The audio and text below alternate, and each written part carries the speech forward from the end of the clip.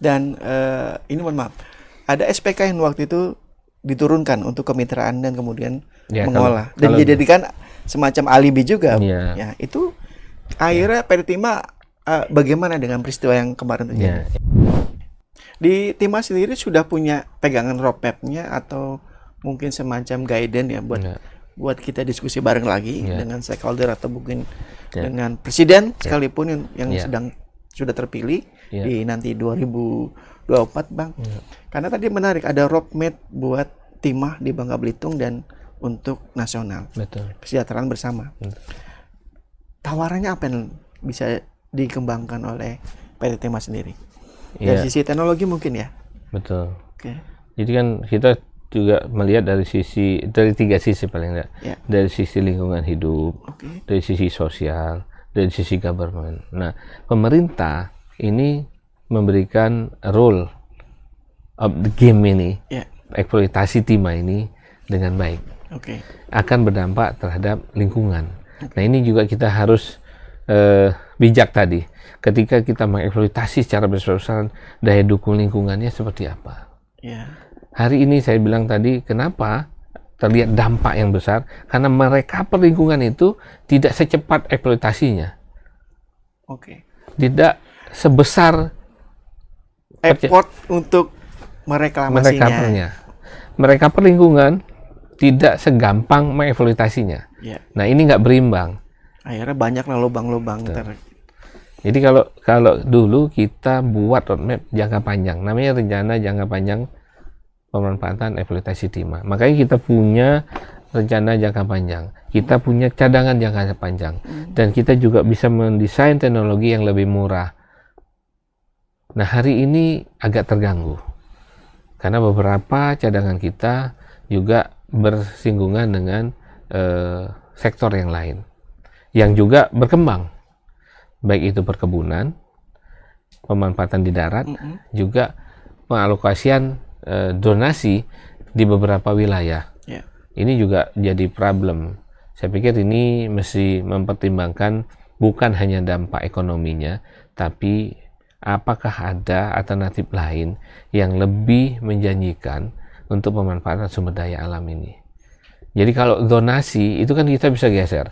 Kawasan perkebunan bisa kita geser. Kawasan kehutanan bisa kita geser. Tapi endapan ini tidak bisa kita geser. Karena dia sudah diciptakan Yang Maha Kuasa gitu. Jadi kalau donasi hutan, kawasan hutan bisa digeser. Atau pemanfaatan kebun, kita bisa geser. Atau sungai pun hari ini kita bisa geser. Tapi endapan timah nggak bisa kita geser. Endapan timah di Bangka Belitung masih besar? Iya. Masih besar banget? Iya. Totali berapa persentasenya? Jadi kalau dari dunia cadangan itu kita, kalau data terakhir itu data tahun 2022 kita masih 17% dari cadangan dunia. 17%? Besar sekali Bang, 80-an, taruh 80% lah ya. 17%. 17% yang dapat tadi? 17% di dunia. Di dunia? Dari dunia. Cina aja yang besar itu cuma 12%. Kita 17%. Kita 17%. Dan itu pasti Timah sudah tahu dari endapan di mana aja yang kira-kira.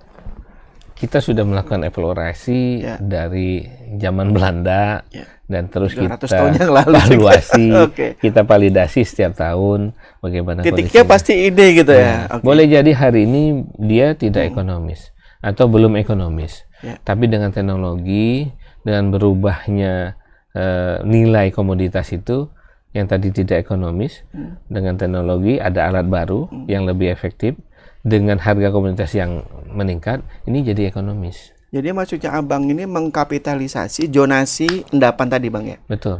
Betul. Jadi kenapa ada namanya istilahnya sumber daya?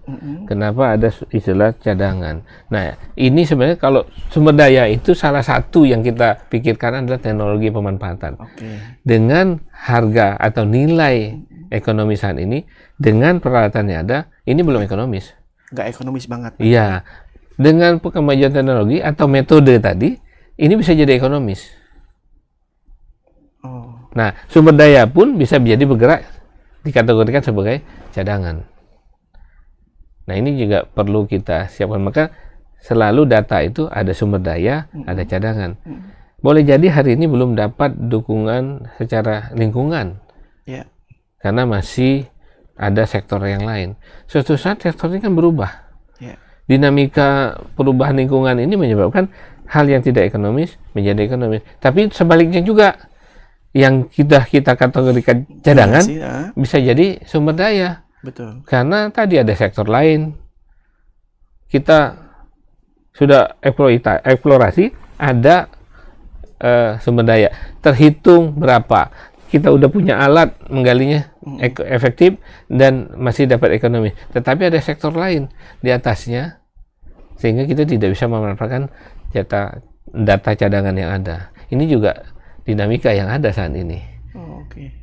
Dan menyebabkan kita harus berkolaborasi, bersinergi dengan sektor lain.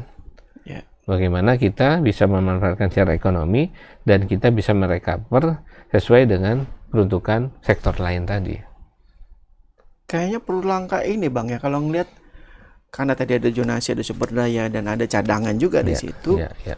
Perlu, kalau bahasanya Walhi itu adalah zonasi yang terpelihara secara aman dan kondusif. Artinya harus memang clear di situ, ini adalah zonasinya timah. Dan siapa yang bermitra dengan situ, situlah orang-orang yang akan bekerja untuk tadi ya, mengambil atau mengkapitalisasi sumber daya alam, sumber dayanya dan kemudian cadangannya. Seperti itu ya. Ke depan. Jadi ke depan itu paling tidak kita sekali lagi kita harus memanfaatkan secara bijaksana. Bagaimana kita mengkapitalisasi atau mengeksploitasi kekayaan sumber daya alam ini, tapi kita harus ya pertimbangkan sektor lain. Jadi tidak bisa kita pemanfaatan sumber daya alam ini sendiri saja.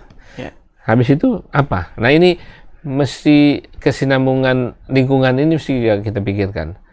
Jadi kalau kita nanti mereklamasi atau mengembalikan fungsi lahan itu, kita harus ada lagi langkah selanjutnya atau sektor lain pemanfaatan lahan yang tadi. Nah, ini juga perlu kita tumbuh kembangkan sehingga tidak bekerja sendiri.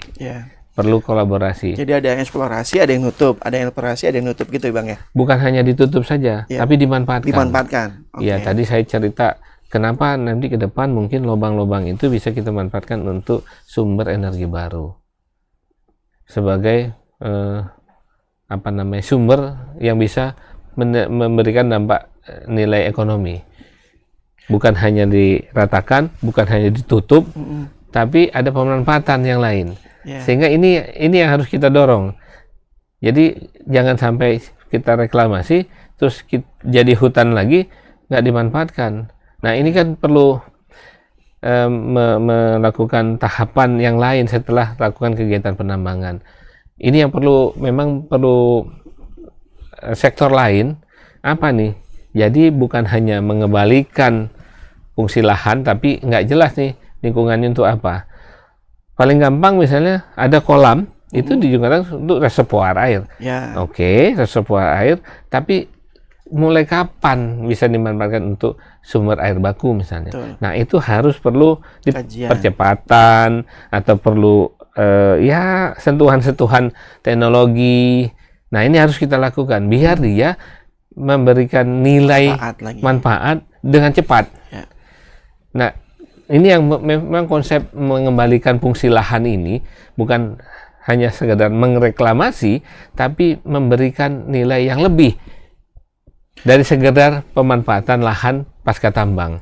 Mungkin dulu kita konvensional, kolam kita pelihara ikan, tapi kita mungkin tidak melihat apakah masih ada kandungan logam berat di sana, karena kita ganggu kan otomatis ada unsur yang lain ini yang memperkaya air ini. Kenapa jadi lebih asam dari sebelumnya gitu. Misalnya kalau sumber air baku di Bangka itu pH-nya 5, kalau kita ganggu ini bisa 3, bisa 4. Nah, tapi dengan waktu ini akan direcovery oleh alam itu sendiri sehingga dia bisa seimbang lagi menjadi 5. Tapi perlu waktu. Kalau quote and quote tidak kita lakukan sentuhan-sentuhan. Sentuhan itu kadang. Nah, baik teknologi maupun ada ya teknologi pertanian misalnya dengan tumbuhan-tumbuhan tertentu, dengan biota-biota tertentu bisa mempercepat penetralan pH, bisa mempercepat pengendapan logam beratnya, penyerapan logam beratnya. Nah ini yang perlu sektor lain tadi sekali lagi. Kalau bicara soal kebijaksanaan enak, ya. Ideal betul. Ya. Tapi kemudian ada orang berpikir bahwa biayanya nggak ekonomis, Bang. Betul. Nah itu kan artinya orang lebih enak bereksplorasi dibanding tadi bijaksana untuk mencari manfaat dari bekas tambang ini. Betul. Memang itu tantangan di kita ya. Kita seolah-olah lepas. Pemanfaatan lingkungan ini seolah-olah lepas. Padahal kalau kita buat tahapan-tahapan tadi sesuai dengan peruntukan yang akan datang, kita menambang pun, mendesain tambang pun, itu lebih mudah. Dan lebih murah katanya. Dan lebih murah, karena tahapan selanjutnya itu tidak mengulang pekerjaan yang sama. Betul. Jadi itu mempersiapkan peruntukan lahan itu tanya untuk apa. Nah itu juga perlu konsep perencanaan yang matang. Hari ini seolah-olah kita lepas dari sektor yang lain. Misalnya, dan yang tidak bijak lagi, seolah-olah dipertentangkan dengan bidang atau dunia yang lain.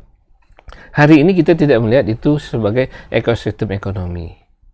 Sebenarnya bagaimana kita memanfaatkan sumber daya alam ini dimanfaatkan secara optimal, terus penggunaan lahan selanjutnya itu kita siapkan juga.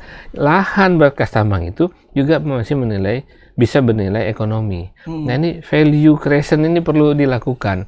Jadi ketika ada sektor tambang, berkolaborasi dengan perikanan, berkolaborasi dengan pertanian, berkolaborasi dengan pariwisata, berkolaborasi dengan edukasi. Ini konsepnya gampang. Nah, sekarang kan ketika ujuk-ujuk, Pak, ini jadi perikanan. Padahal awalnya mungkin untuk reservoir air. Ini beda treatment yang akan kita lakukan untuk merecovery fungsi lahan bekas tambang ini. Nah, ini perencanaan ini yang harus kita kolaborasikan dengan sektor yang lain tadi. Walhi itu pernah menawarkan gini, Bang, untuk restorasi dibentuklah lembaga restorasi atau lembaga yang merehabilitasi lubang, mirip kayak tambang batubara. Jadi negara yang ngambil alih itu biar dari sektor swasta eksplorasi terus, Bang. Fair nggak kayak gitu, Bang? Kira-kira? Ya, kalau cuma melihat satu sisi dari rantai ekonomi ini, oke, fair. Namun kalau kita melihat lebih luas lagi, bahwa ini merupakan kaitan rantai ekonomi buat masyarakat dan buat negara ini, jadi lebih luas kan? Betul. Jadi sektor atau lahan pasca tambang ini sudah direncanakan untuk apa selanjutnya? Dan untuk apa ini kita perlu apa lakukan untuk menyiapkan pemanfaatan second. Jadi harus ada A, B, dan B. Betul. Dan yang lain-lainnya, Bang, ya. Betul. Ketika menentukan ini titik ini mau kita bikin apa, setelah itu mau jadi apa. Betul. Nah, itu yang harus, nah kan kita sesuaikan. Itu bisa ya, artinya bisa nggak kira-kira kecapai? Apakah ada nggak misalkan negara lain yang sama atau ideal itu, Bang? Sangat bisa.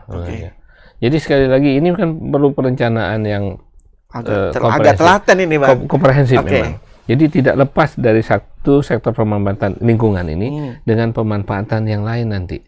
Jadi kita akan menyiapkan pemanfaatan kedua itu untuk apa? Jadi tidak 2 kali atau 3 kali pekerjaan. Jadi lebih murah melakukan reklamasinya, mengembalikan fungsi lahannya sesuai dengan peruntukan selanjutnya dilakukan apa? Hari ini ya tadi konsep reklamasi itu seolah-olah cuman restorasi. Nah ini juga perlu memang dunia ini nggak bisa sendiri lah. Jadi saya berpikir bagaimana ekosistem perekonomian ini bisa menyambut lagi. Seperti yang saya alami ketika dulu bagaimana pendahulu kita melakukan kegiatan pertanian. Dulu ada lada, ada ladang, ada sawah kering, bukan sawah, apa namanya? Padi ladang. Ada perkebunan karet. Jadi dulu di Bangka itu tahapan-tahapan itu jelas. Hari ini ada hutan, terus ditebas, dibakar, ditanam padi. Habis padi itu ditanam lada. Setelah ditanam lada, sekian tahun tanam karet. Dan itu muter terus. Jadi bisa berputar terus. Jadi ada recover lingkungan itu bisa mengembalikan fungsi lahan itu. Jalan ya. Sistemnya jalan. Jadi kalau kita melakukan tanam padi, kita udah mempersiapkan buat nanam lada. Ya, nanam lada. Nanam lada kita udah siapkan nanam karet. Karet sudah sekian tahun udah nggak produktif, kita tanam lagi padi dan seterusnya. Itu muter. Ya. Nah, itu juga kalau kita melakukan lahan pasca tambang nih, untuk sektor apa sih kita siapkan? Setelah sektor ini berhasil, ada sektor apa lagi yang nyambut di lahan yang sama? Nah, ini tidak 2 kali 3 kali pekerjaan. Jadi nebas cuma sekali tadi. Setelah bakar, tanam tanam padi, sudah sekian bulan tanam lada, sekian tahun lada tidak ekonomis, tanam karet. Jadi apa namanya? Berputar siklusnya. Jadi mereka perlingkungan ini berkesinambungan. Tidak hanya mikir hari ini tanam padi aja nih. Habis itu biar jadi hutan. Ini tidak mengoptimalkan pemanfaatan lahan. Nah, saya berharap nanti ini konsep nih. Bagaimana lingkungan itu sama ini kita coba. Jadi ada kesempatan alam itu mereka siklus itu dilakukan. Ya.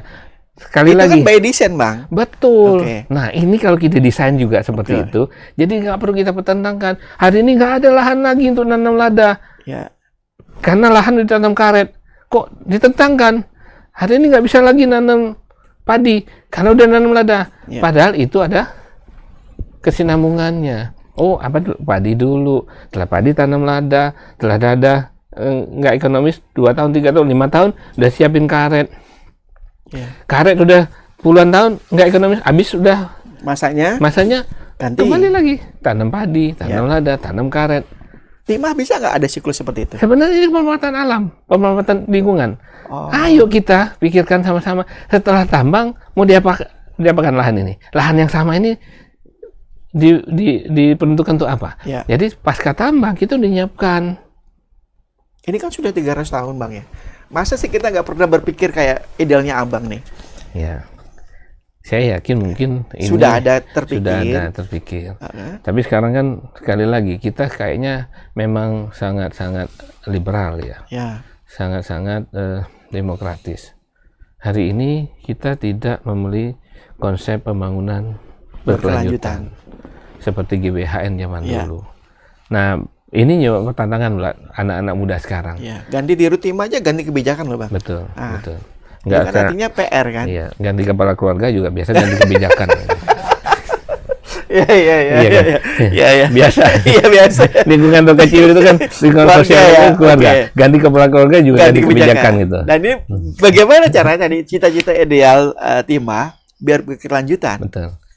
Ya, ini dimulai kolaborasi dan perencanaan pemanfaatan alam lingkungan ini secara berkesinambungan. Ini perlu berbagai sektor, tidak perlu dipertentangkan. Tidak perlu dipertentangkan. Iya. Berarti sekarang banyak mempertentangkan. Iya tadi, seolah-olah ini sudah lahan pasca tambang. Seolah melihat masalah itu sebagai masalah. Enak soalnya ada masalah. Iya. Padahal masalah itu, di balik masalah itu ada peluang. Duitnya kecil ya kalau peluang situ kan. Ya tadi, bukan hanya duit sebenarnya. Tapi kalau kita lakukan penyiapan lahan, pemanfaatan lahan ke sektor yang lain, ini kan nggak perlu lagi persiapan nih. Misalnya kalau alam, land clearing, sekali aja land clearing. Habis itu kita tambang. Setelah tambang ini kita udah siapin lagi tumpang sari apa. Lanjutannya. Jadi ini kita lihat sebagai suatu siklus. Ini saya lagi ekosistem nih, alam. Tumpang sarinya apa nih?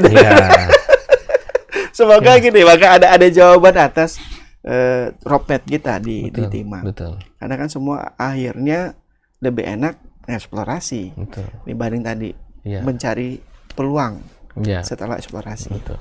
Nah, ini memang perencanaan pembangunan ini harus berkesinambungan dan tidak kita bisa pertentangkan satu sektor pemanfaatan lingkungan alam ini dengan sektor yang lain sekali lagi. Nah, ini harus kita siapkan. Next apa? Sudah SD, tamat SD, kita nyiapin SMP. Udah SMP kita nyiapin SMA. SMA kita nyiapin perguruan tinggi. Jangan kita pertentangkan perguruan tinggi dengan SD. Karena ini berkesinambungan. Kendalanya apa sih, Bang? Nah, ini kolaborasi tadi. Jadi memang memang perlu perencanaan, pemanfaatan lingkungan secara berkesinambungan. Jadi memang harus ada orang yang berpikir untuk merakit potensi-potensi alam, pemanfaatan sumber daya alam tidak hanya dari satu sisi. Hari ini kita ngeruk, terus bekas kerukannya itu apa? Harus dipikirkan lagi yang bisa bernilai ekonomis. Nah, itu dipersiapkan.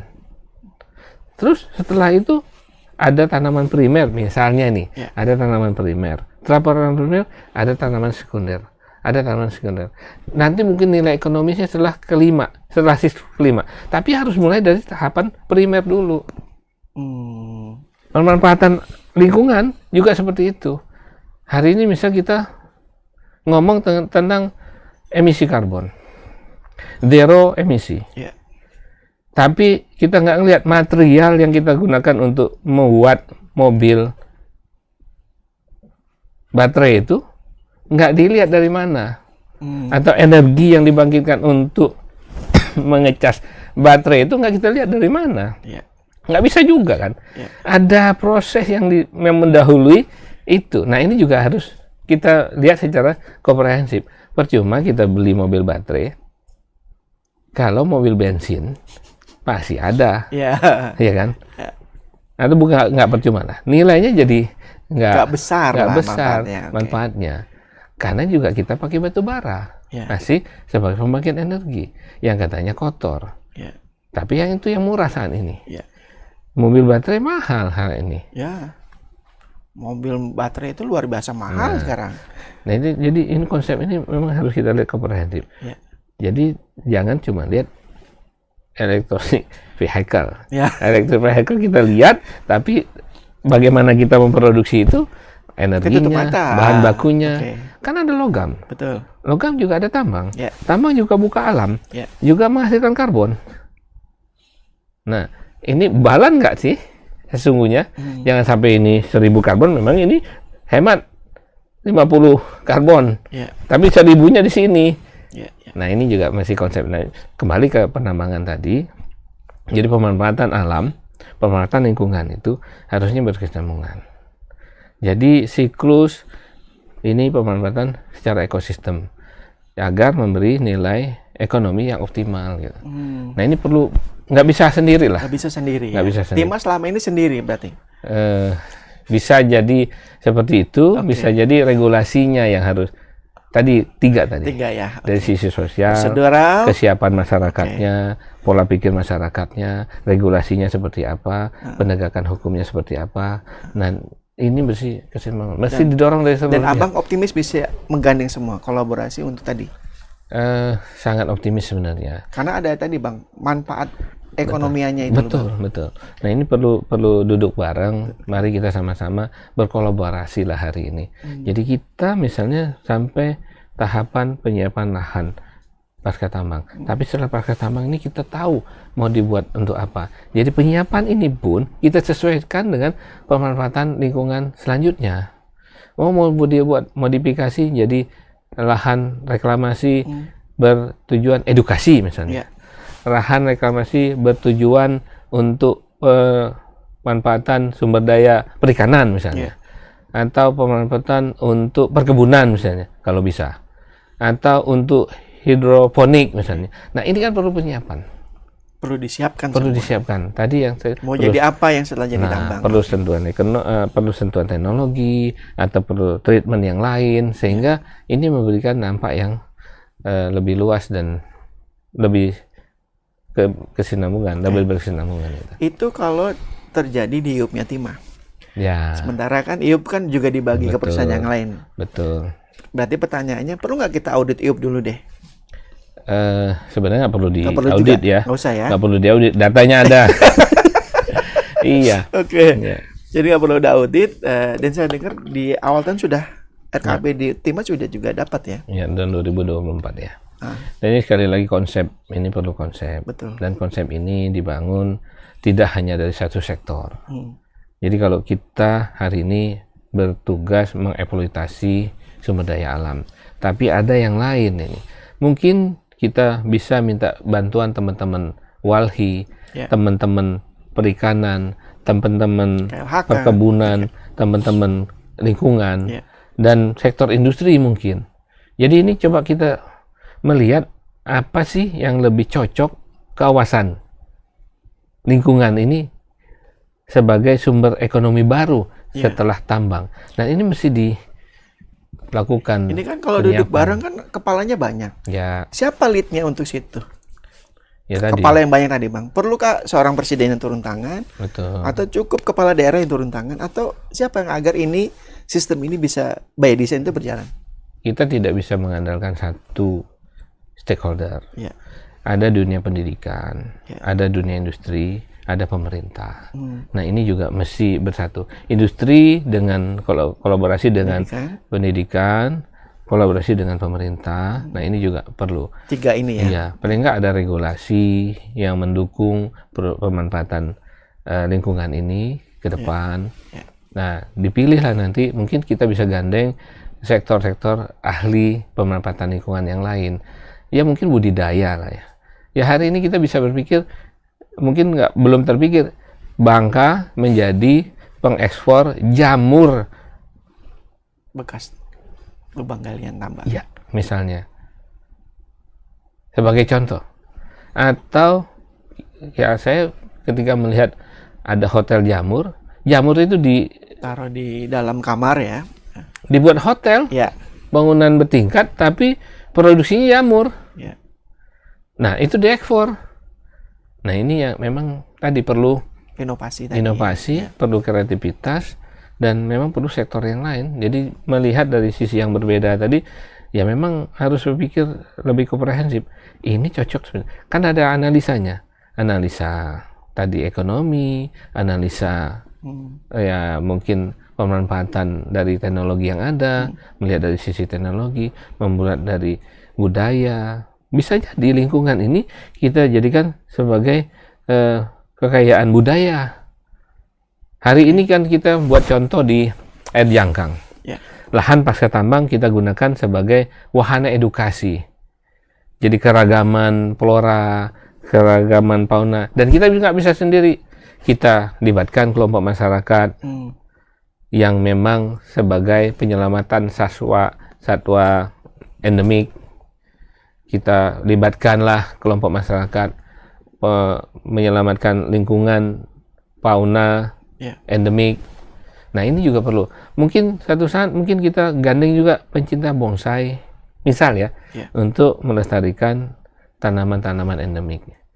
Juga kita mungkin perlu alobi hari ini kita libatkan untuk memanfaatkan lahan pasca tambang dengan melakukan sejenis penyelamatan atau transisi sebelum mereka dilepaskan ke lingkungan bebas. Ada beberapa fauna yang kita coba amankan di situ sebelum mereka kita anggap siap untuk dilepas ke habitatnya. Nah, ini perlu sektor lain berkolaborasi dengan sektor lain. Jadi lahan pasca tambang bisa kita buat untuk program penyelamatan lingkungan selanjutnya. Kita buat program penyelamatan lingkungan apa misalnya, atau untuk edukasi. Edukasi apa? Oh, pengenalan flora endemik. Ada tanaman apa saja sih di endemik di sini? Ya mungkin hari ini karena sudah lingkungannya tidak lagi bolang, kan nggak tahu lagi apa sih. Saya kemarin ketemu dengan kelompok masyarakat yang mengembangbiakan pelawan, kayu pelawan. Nah, ini bagus. Tapi mereka juga perlu support. Mereka alasan nggak punya lahan, nggak punya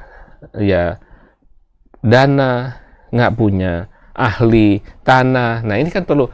Kalau tanaman, ya ahli tanahnya, ahli penyakit tanamannya. Nah, ini juga perlu kolaborasi gitu. Dan saya dengar gini ya, malah Indonesia itu menjadi salah satu pengekspor timah terbesar dibanding Cina di 2022 kalau nggak salah, 2023 masih ya nomor 1 setelah Vietnam atau bukan Vietnam, nomor 1 setelah Yunan. Nah, sebenarnya ada kendala apa sih sebenarnya? Secara apakah teknis sehingga harus bermasalah dengan hukum? Tadi dari sisi kinerja juga akhirnya turun. Ya, coba kita lebih detail lagi datanya. Jadi kita sebagai korporasi atau kita sebagai negara. Negara, oke. Nah, kalau kita sebagai negara, hari ini kita memang sekitar 30% market share kita di timah dunia. Setelah Yunan, Peru, dan ada banyak perusahaan-perusahaan kecil, negara-negara kecil sebagai produsen baru saat ini. Kalau secara Indonesia, secara negara, memang kita mungkin masih nomor 2. Nomor 2 ya, setelah Cina ya. Dan kita memang pengekspor terbesar. Pengekspor terbesar. Karena tapi Cina produsen. Tapi dia nggak mau ekspor. Ya, itu. Kalau di Cina kita tahu sendiri, konsumsi dalam negeri mereka lebih besar daripada produksi timah mereka sendiri. Kalau kita kebalik, produksi kita yang keserap mungkin kita 3-4% saja di dalam negeri. Akhirnya Cina yang ngambil alih untuk diserap gitu ya. Iya. Dan pindahan Cina nggak mau diekspor Pak, balik ke Indonesia. Jadi memang timah ini kan digunakan sebagian besar itu untuk solder. Iya. Solder itu identik dengan perkembangan teknologi. Iya. Teknologi elektronik, nah ini juga jadi penyumbang konsumsi terbesarnya timah. Ya. Jadi semakin berkembang teknologi, sebenarnya kita bersyukur. Bersyukur. Iya. Nah. Jadi semakin banyak timah itu dipakai. Ya, harusnya timah juga semakin bersyukur dong, Pak. Bukan prihatin loh. Betul. Jadi ada EV, ada electronic vehicle gitu kan, ada elektronik yang berbasis bahkan sudah 5G. Nah itu jadi kita senang sebenarnya. Karena semakin banyak lampu LED yang dipakai, itu kan soldernya juga semakin banyak. Nah ini juga kita. Itu cuan buat timah loh. Iya. Tapi tidak langsung ke kita ya.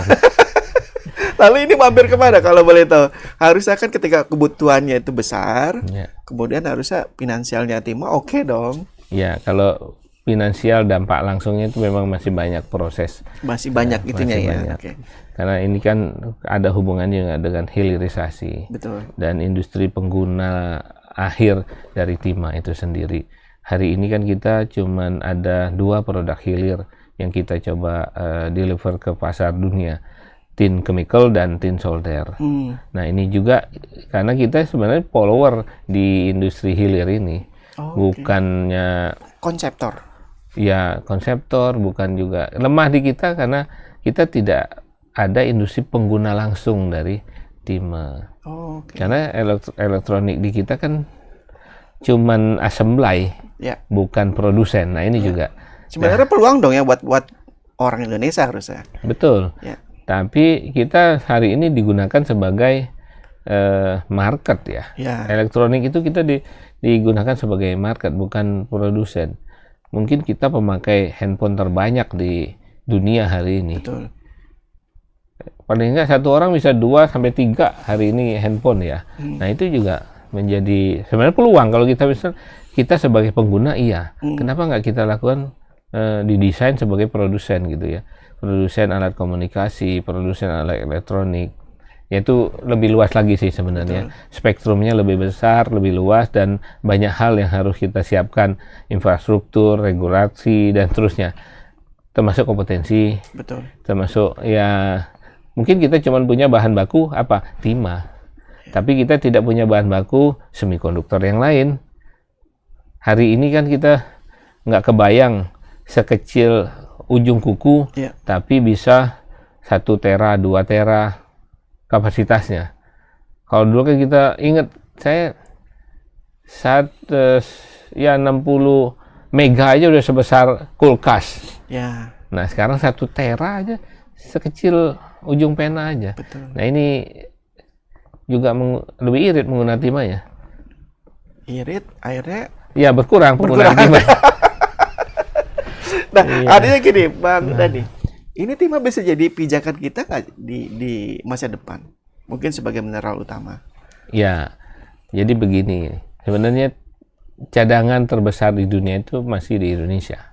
Benar. Iya. Ini Cina lagi nomor 1. Ini nomor 1 masih Cina loh. Bukan produsen ya. Produsen cadangan ya. Oke, cadangan terbesar. Ada di walaupun Indonesia. Udah 300 tahun nih. Iya. Karena yang lain itu sebenarnya lebih susah, Bang. Memang terakhir ditemukan tahun lalu di Peru. mereka lebih murah walaupun mereka primer. Yeah. Nah, di kita ini aluvial, jadi sudah lebih gampang dengan alat sederhana pun kita bisa ngambil timahnya. Namun sekali lagi dengan alat sederhana itu menyebabkan cadangan itu hubungannya dengan keekonomian sebenarnya. Kenapa dia bisa dijadikan cadangan? Karena bisa diambil dan masih layak secara ekonomi. Paling tidak sesimpel itu. Secara teknis lebih sederhana, secara ekonomis bisa masuk. Makanya dia dikategorikan sebagai cadangan. Kalau nggak ekonomis, di ilmunya itu dikategorikan sebagai sumber daya. Oke. Nah, layak keekonomian itu gimana maksudnya? Jadi dengan effort yang tidak besar, kita bisa produksi timah menjadi ekonomis. Karena misalnya nih, gampangnya itu gimana? Jual 100, kita produksi 50. Biaya produksinya 50, kita jual 100. Jadi kita masih dengan alat sederhana tentunya 50 ini masih bisa layak untuk diambil dan dijual 100 tadi. Nah, jadi teknologi sederhana, keekonomiannya sederhana, investasi sederhana, kita bisa produksi walaupun kecil tapi masih bisa secara ekonomis menguntungkan. Kira-kira bentuknya kayak apa? Nah, ini biar kita anak-anak muda ini punya gambaran, Bang Denny. Tadi ketika kita mengelola sumber daya, erat hubungan dengan biaya. Maka kita harus kreatif hari ini, harus lebih kreatif bagaimana kita memproduksi atau mengeksploitasi sumber daya timah ini secara lebih murah, lebih efisien.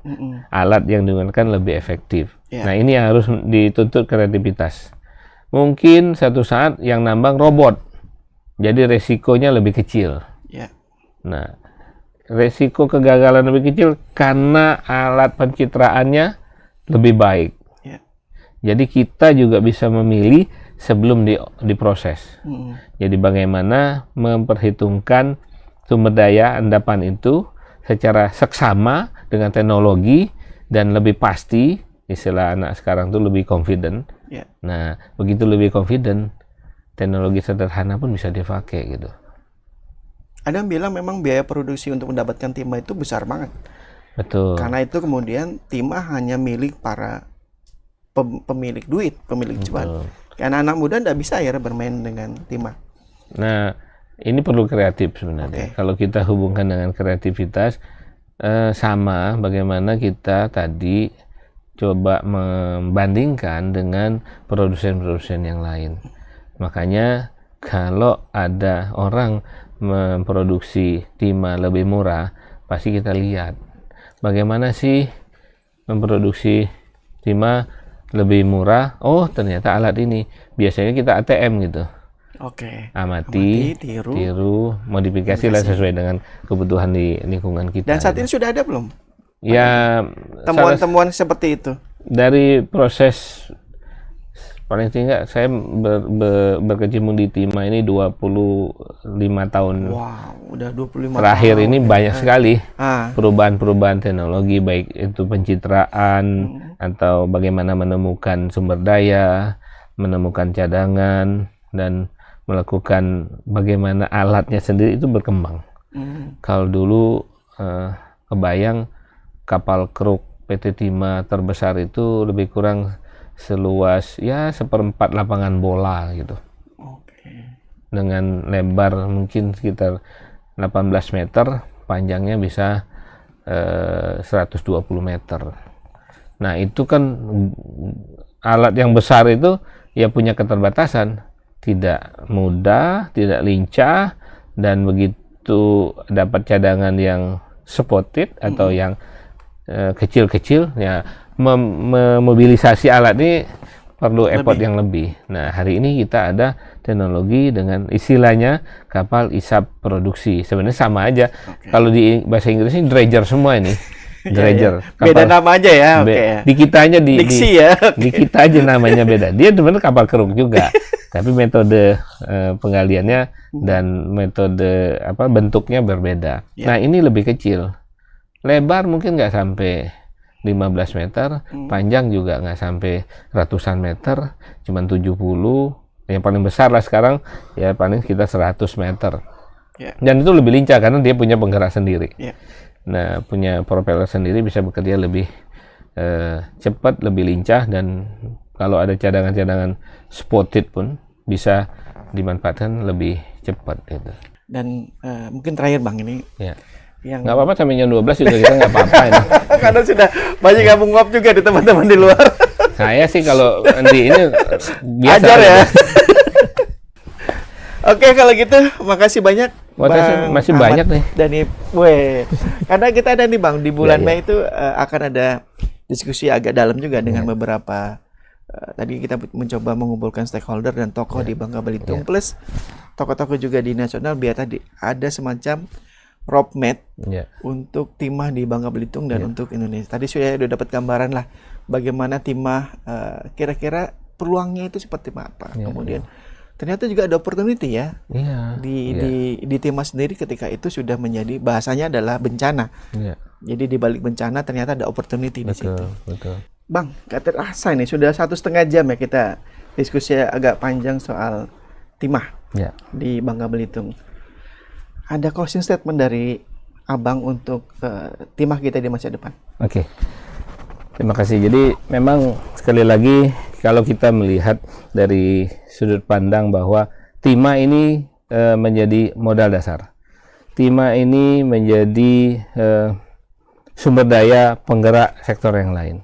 Jadi melihat bahwa timah ini sebagai suatu potensi, bukan sebagai suatu masalah. Terutama bisa melihat dari berbagai sisi tadi.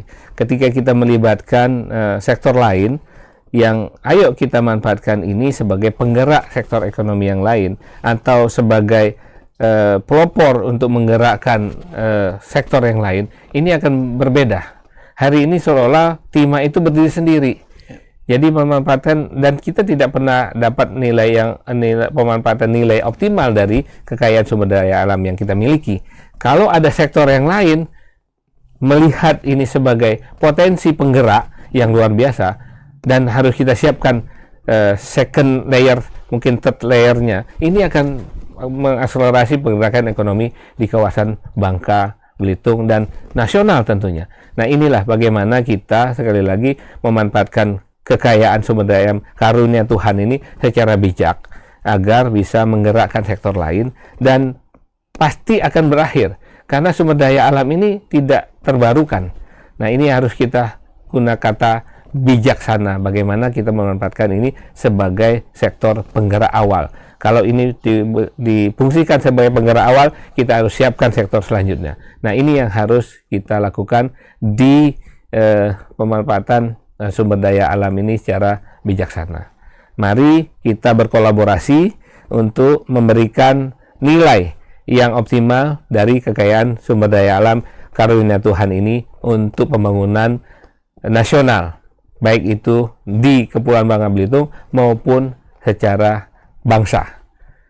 Kita hari ini sebagai ekspor terbesar, tapi kita tidak mendapatkan manfaat yang optimal dari kekayaan sumber daya alam ini, atau pemanfaatan sumber daya alam ini belum optimal manfaatnya buat daerah maupun buat pembangunan nasional. Terima kasih. Itu dia closing statement sekaligus mengakhiri dialog Ruang Tengah Bangka Pos bersama Direktur Utama PT Timah Tbk Ahmad Dhani Pirsal. Kembali lagi di dialog Ruang Tengah selanjutnya bersama saya Ade Mesanto.